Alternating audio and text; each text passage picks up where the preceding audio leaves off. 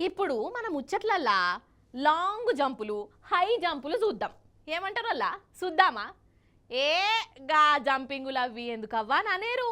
అరే మనుషులు చేసే జంపింగులు కావు, జీవాలు చేస్తున్నాయి.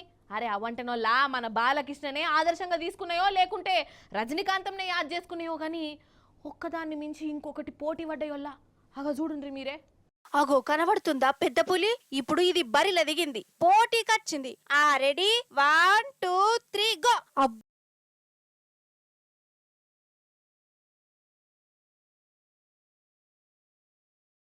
బిడ్డ ఏమన్నా జంపింగ్ చేసింది అడోల్లా.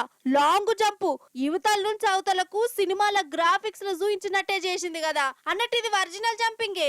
ఇది కరెక్ట్ టైం కు జంపింగ్ చేసినప్పుడే ఆ జంగల తిరిగేటైనా ఎవరో వీడియో తీసిండు. అదృష్టవంతుడు అంతే కదా. ఎప్పుడు పడితే అప్పుడు గిసోంటి సీన్లు దొరుకుతాయా మరి కదా.